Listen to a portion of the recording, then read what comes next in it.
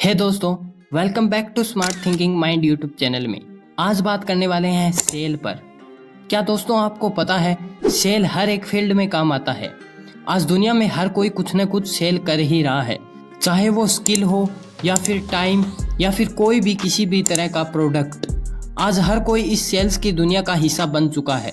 दोस्तों, अगर आपको एक बड़े लेवल पर सेल करनी है तो पहले आपको विन विन सिचुएशन क्रिएट करनी पड़ेगी। अब विन विन सिचुएशन कैसे क्रिएट करेंगे तो आइए जानते हैं। विन विन सिचुएशन क्रिएट करने के लिए हमें एक सिंपल सा फॉर्मूला यूज में लेना पड़ता है। हमें सामने वाले पर्सन को फ़ायदा बताना पड़ता है और हमें सब कुछ नहीं बेचना होता है।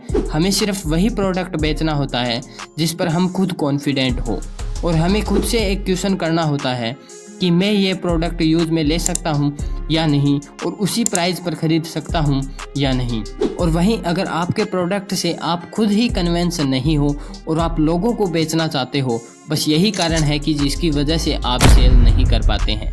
तो चलिए जानते हैं व्हाट इज सेल। सेल है क्या। किसी भी चीज़ को बेचने के लिए सबसे ज़्यादा दो फैक्टर इम्पोर्टेंट होते हैं।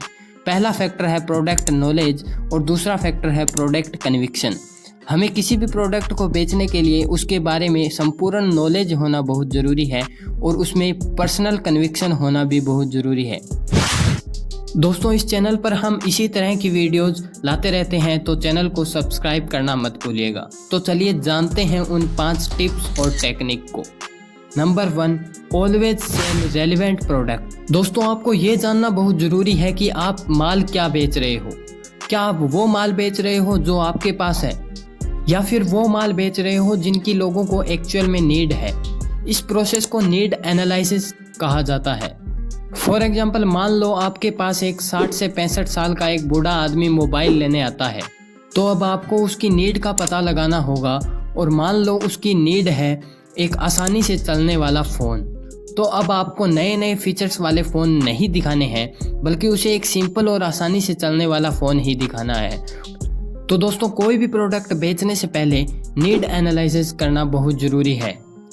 तो चलिए अब चलते हैं हमारी दूसरी टेक्निक और टिप्स पर। दूसरी टेक्निक है क्रिएट इमोशनल रीजन। आज पूरी की पूरी दुनिया में सेल लॉजिक से नहीं बल्कि इमोशन से होती है। दुनिया में अधिकतर डिसीजन लॉजिक से नहीं लिए जाते बल्कि इमोशन से ही लिए जाते हैं। अगर आपको प्रोडक्ट सेल करना है तो आपको पहले एक ठोस इमोशनल रीजन क्रिएट करना होगा। अगर कस्टमर को इमोशनल रीजन मिल जाता है तो वो अपने लॉजिकल रीजन को एक तरफ कर देता है। अगर आपकी सेल प्रेजेंटेशन अगले पर्सन के इमोशन पर अटैक करती है तो आप एक अच्छे सेल्समैन बन सकते हैं। तो चलिए अब चलते हैं हमारी तीसरी टेक्निक पर। तीसरी टेक्निक है फेस रिजेक्शन। क्योंकि दोस्तों, selling is a rejection business. Selling में दोस्तों आपको रिजेक्शन को तो फेस करना ही पड़ेगा। इस दुनिया का सबसे बड़ा सेल्समैन भी कैन नॉट सेल 100%, और बिल्कुल नाकाम और नाकारा लोग भी 100 में से 1% सेल कर सकते हैं। दोस्तों, सेल्स की सबसे बड़ी बाधा ही रिजेक्शन है। जब लोग आपको रिजेक्ट करते हैं तो तब आपको सबसे ज़्यादा बुरा लगता है और दिल पर ठेस पहुंचती है। दोस्तों, आपको इस रिजेक्शन को फेस करते करते ही आगे बढ़ता रहना होगा। अब चलते हैं हमारी चौथी टेक्निक पर। चौथी टेक्निक है give a reasons for urgency to buy. तो चलिए इसे एक सिंपल लैंग्वेज से समझते हैं। इसका मतलब क्या है। अगर आप माल बेचने जा रहे हैं तो आपको माल के फ़ायदे की बजाय माल न खरीदने से होने वाले नुकसान के बारे में बताना होगा, और उसे फील कराओ कि प्रोडक्ट न खरीदने से कितना नुकसान हो सकता है। और उसे बताएं कि प्रोडक्ट खरीदने की कीमत तो बहुत कम है, पर प्रोडक्ट ना खरीदने की कीमत बहुत ज़्यादा हो सकती है। अब लोग प्रोडक्ट 2 रीज़न से ही खरीदते हैं। पहला है टू जनरेट ए प्रॉफिट, दूसरा है अवॉइड लॉस। लोग 2 तरीके से सामान खरीदते हैं, या तो वो प्रॉफिट कमाना चाहते हैं या फिर लॉस को कम करना चाहते हैं। तो आपको यही टेक्निक को काम में लेना होगा, जिसके कारण आप अपनी सेल को 10x से 100x तक ले जा सकते हैं। तो चलिए अब जानते हैं हमारी लास्ट टेक्निक को। लास्ट टेक्निक है क्रिएट रिलेशनशिप। दोस्तों, ये तो आप जानते ही होंगे कि सेल्स एक रिलेशनशिप बिजनेस है।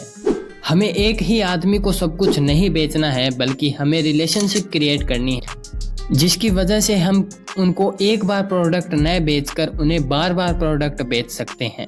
पहले सामने वाले पर्सन को जानो और उनसे कुछ बातचीत करो और जिससे आपको उनका इंटरेस्ट पता चलेगा।